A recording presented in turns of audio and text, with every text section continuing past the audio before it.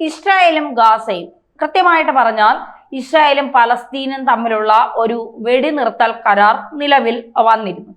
അമേരിക്കയുടെ പ്രകാരമാണ് ഈ വെടിനിർത്തൽ കരാർ നിലവിൽ വന്നത്. അത് എല്ലാവർക്കും അറിയാവുന്ന കാര്യമാണ്. എന്നാൽ ഇപ്പോൾ അത് അവസാനിപ്പിച്ചു. കാരണം ഗസയിൽ ഹമാസ് ഭീകരർ ഇസ്രായേലിലെ ഒരു സൈനികനെ കൊന്നതോടുകൂടി കനത്ത ആക്രമണമാണ് ഇസ്രായേൽ ഇപ്പോൾ അവിടെ അഴിച്ചുവിട്ടുകൊണ്ടിരിക്കുന്നത്. ഈ ആക്രമണത്തിന്റെ പൂർണ്ണമായ ഉത്തരവാദിത്വം ഹമാസ് ആണെന്നാണ് പറയുന്നത്. കാരണം വെടിനിർത്തൽ പ്രഖ്യാപനത്തിന് വേണ്ടിയിട്ട് ഖത്തറിന്റെയും തുർക്കിയുടെയും മധ്യസ്ഥതയിലാണ് അവിടെ ചർച്ചകളൊക്കെ പുനരാരംഭിച്ചത്. അതോടുകൂടി പ്രശ്നത്തിന് ഏതാണ്ടൊരു പരിഹാരം ആയതാണ്. ഇതിനിടയിലാണ് ഗസയിൽ വെച്ച് ഇസ്രായേലിന്റെ ഒരു സൈനിക ക്യാമ്പിന് നേരെ അല്ലെങ്കിൽ സൈനിക കൂട്ടത്തിന് നേരെ ഒരു കൂട്ടം ഹമാസ് ഭീകരർ വെടി ഉതിർക്കുന്നത്. അങ്ങോട്ടും ഇങ്ങോട്ടും ആക്രമണം നടക്കുന്നു. ഒടുവിൽ ഒരാൾക്ക്, അതായത് ഇസ്രായേൽ സൈനികന് ജീവൻ നഷ്ടപ്പെടുന്നു. ഇതോടുകൂടി കനത്ത വ്യോമാക്രമണവും ഇസ്രായേൽ അവിടെ ആരംഭിച്ചു. ചുരുക്കി പറഞ്ഞാൽ 24 മണിക്കൂറിനുള്ളിൽ 104 പലസ്തീൻകാരാണ് അവിടെ കൊല്ലപ്പെട്ടത്. ഇതിൽ 66 പേര് സ്ത്രീകളും കുട്ടികളുമാണ്. ഇത്രയും വലിയൊരു ആക്രമണത്തിന് ഇടയാക്കിയത് ഹമാസ് ആണെന്ന് ഈ വെടിനിർത്തൽ കരാറിന് മധ്യസ്ഥത വഹിച്ച ഖത്തർ തന്നെ പറയുന്നു. ചുരുക്കി പറഞ്ഞാൽ ഹമാസിനെ തള്ളിപ്പറഞ്ഞുകൊണ്ട് ഖത്തർ രംഗത്ത് വരുന്നു എന്നർത്ഥം. അതായത് ഖത്തർ പ്രധാനമന്ത്രിയായ Sheikh Mohammed bin Abdul Rahman Al Thani തന്നെ പറയുകയാണ്, ഈ വെടിനിർത്തൽ കരാർ ലംഘിച്ചതിന്റെ പൂർണ്ണ ഉത്തരവാദിത്വം ഹമാസിനാണ്. ഇനി ഇത്തരത്തിലുള്ള മധ്യസ്ഥത വഹിക്കാൻ ഞങ്ങളില്ല. അതായത് ഹമാസിന് പലസ്തീനിലെ വിവിധ സംഘടനകളും ഒക്കെ തന്നെ നിരായുധീകരിക്കാൻ വേണ്ടിയിട്ടാണ് മധ്യസ്ഥർ ഇക്കാലമെല്ലാം പ്രയത്നിച്ചത്. ഡൊണാൾഡ് ട്രംപ് മുന്നോട്ട് വച്ച 20 ഉടമ്പടിയൊക്കെ ഉണ്ട്. ഇത് വളരെ നിർണായകവുമായിരുന്നു. അതുപോലെ തന്നെ നടപ്പാക്കാൻ ഏറെ പ്രയാസകരവുമായിരുന്നു. പക്ഷേ പതിയെ നടപ്പാക്കിക്കൊണ്ട് സംയുക്ത സൈനിക സേനയൊക്കെ അങ്ങോട്ടും കൊണ്ടുവരാൻ ശ്രമിക്കുകയായിരുന്നു. ഇതിനിടയിലാണ് 2 ദിവസങ്ങൾക്ക് മുമ്പ് റഫേല ജെരീന പരിസരത്ത് വെച്ച് ഒരു സംഘം ഹമാസ് ഭീകര പ്രവർത്തകർ ചേർന്നിട്ട് ഇസ്രായേലിന് നേരെ ആക്രമണം നടത്തിയത്. ഈ ആക്രമണം ശരിക്കും പറഞ്ഞാൽ ഖത്തറും തുർക്കിയും പോലെയുള്ള മധ്യസ്ഥ വഹിക്കുന്ന രാജ്യങ്ങൾ പോലും തള്ളിക്കളയുന്ന ഒരു അവസ്ഥയിലേക്ക് എത്തി. അപ്പോൾ ഇനി ഖത്തറാണ് ഇത്രയും കാലം ഈ ഹമാസിന്റെ ഭീകരപ്രവർത്തകരെ അല്ലെങ്കിൽ അതിന്റെ നേതാക്കളെയൊക്കെ സംരക്ഷിച്ചു പോകുന്നത്. ഇസ്മായിൽ ഖനിയ ഉൾപ്പെടെയുള്ള നേതാക്കളെ എല്ലാം തന്നെ സ്വന്തം രാജ്യത്ത് അധിവസിപ്പിച്ചുകൊണ്ട് സംരക്ഷിക്കുന്നു. ബിസിനസ് താല്പര്യങ്ങളെല്ലാം സംരക്ഷിച്ച് മുന്നോട്ട് കൊണ്ടുപോകുന്നു. ഇവർക്ക് ബിസിനസ് ചെയ്യാനുള്ള എല്ലാ സൗകര്യങ്ങളും ഖത്തർ ഒരുക്കി കൊടുക്കുന്നു. തുർക്കിയും എല്ലാ സൗകര്യങ്ങളും ഒരുക്കി കൊടുത്താണ് അവരെ അവിടെ പാർപ്പിച്ചത്. ഖത്തറിന്റെ നിലപാടുകളെ തള്ളിപ്പറഞ്ഞുകൊണ്ട് അല്ലെങ്കിൽ അതിനെ പൂർണ്ണമായിട്ടും അവഗണിച്ചുകൊണ്ടാണ് ഈ ആക്രമണം നടന്നത്.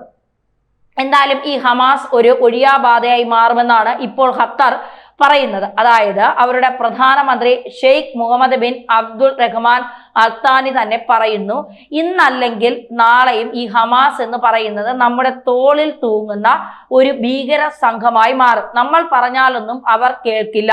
എന്തിനാണ് ഇനി അവരെ നമ്മൾ ഉൾക്കൊള്ളുന്നത് എന്നാണ് ഇവർ പറയുന്നത്. അപ്പോൾ ട്രംപും പറയുന്ന ഇസ്രായേൽ നടത്തിയ ആക്രമണത്തെ ന്യായീകരിച്ചു. അതായത് ബെഞ്ചമിൻ നെതന്യാഹു പറഞ്ഞിരുന്നു, ഞങ്ങളുടെ സൈനികനെ കൊന്നതിന് ശക്തമായ തിരിച്ചടി ഞങ്ങൾ നൽകും, വ്യോമാക്രമണവും കരയാക്രമണവും നടത്തും. അപ്പോൾ നെതന്യാഹുവിന്റെ ഈ പ്രഖ്യാപനത്തെ ഡൊണാൾഡ് ട്രംപ് ന്യായീകരിക്കുകയും ചെയ്തിരുന്നു. അപ്പൊ ഗസ ഇപ്പോൾ ഒരു വല്ലാത്ത അവസ്ഥയിലേക്ക് കടന്നു പോകുന്നു എന്ന് ഖത്തറിലെ നയതന്ത്ര വിദഗ്ധരും പറയുന്നുണ്ട്. കാരണം ഒരു യുദ്ധം ഉണ്ടോ എന്ന് ചോദിച്ചാൽ യുദ്ധമില്ല, സമാധാനമുണ്ടോ എന്ന് ചോദിച്ചാൽ സമാധാനവുമില്ല. അപ്പോൾ യുദ്ധവും സമാധാനവും ഇല്ലാത്ത ഒരു സാഹചര്യത്തിലൂടെ രാജ്യം കടന്നു പോവുകയാണ്. അപ്പോൾ ഇസ്രായേൽ ഡിഫൻസ് ഫോഴ്സിനെ പൂർണ്ണമായിട്ടും പിൻവലിക്കണമെങ്കിൽ സ്വാഭാവികമായിട്ടും അവിടെ അന്താരാഷ്ട്ര സൈന്യം എത്തിച്ചേരണം, അല്ലെങ്കിൽ ഭരണകൂടം അവിടെ നിലനിൽക്കണം. ഇത് ദ്രുതഗതിയിലുള്ള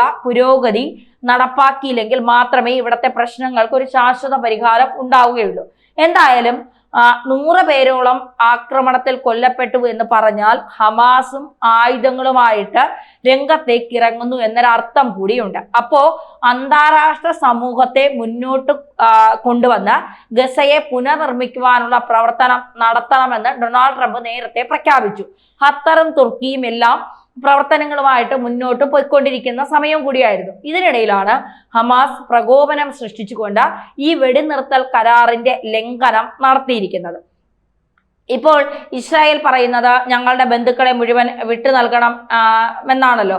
അപ്പോൾ ഈ മൃതദേഹങ്ങൾ വിട്ടുകിട്ടുന്ന കൂട്ടത്തിൽ ഏതാണ്ട് 28 പേരുടെ അല്ലെങ്കിൽ 26 പേരുടെ മൃതദേഹങ്ങളാണ് നൽകേണ്ടത്. അതിൽ 16ാമത്തെ മൃതദേഹങ്ങൾ നൽകുന്ന സമയത്ത് ഈ മൃതദേഹത്തിന്റെ അവശിഷ്ടങ്ങളാണ് കൈമാറിയത്. ഇത് റെഡ് ക്രോസിന് നൽകുന്നത് ഭൂമിക്കിടയിൽ നിന്ന് എന്തോ തുരന്നെടുത്തിട്ട് ഇങ്ങനെ കൈമാറുന്ന ദൃശ്യങ്ങളൊക്കെ തന്നെ പിന്നീട് ഇസ്രായേൽ സേന പുറത്തുവിട്ടു. ആ മൃതദേഹത്തിന്റെ ശരീരഭാഗങ്ങളുടെ പരിശോധന നടത്തിയപ്പോൾ 2 വർഷം മുമ്പ് കൊല്ലപ്പെട്ട ഒരാളുടെ മൃതദേഹത്തിന്റെ ഭാഗങ്ങളാണ് നൽകിയത് എന്ന് പറഞ്ഞാൽ ഇസ്രായേലിനെ കബളിപ്പിക്കാനായിട്ട് ഹമാസ് ശ്രമിക്കുന്നു. അവർ ഒരു സൈഡ് ബോഡിയുടെ അല്ലെങ്കിൽ ഒരു ഡെഡ് ബോഡിയുടെ പൂർണ്ണമായ ഭാഗമല്ല നൽകിയത്, അതുകൊണ്ട് തന്നെ ഞങ്ങളെ കബളിപ്പിക്കുന്നു എന്ന് പറഞ്ഞ് ഇസ്രായേൽ രംഗത്ത് വരുന്നു. വീണ്ടും അവിടെ ആക്രമണത്തിന് തുനിയുന്നു.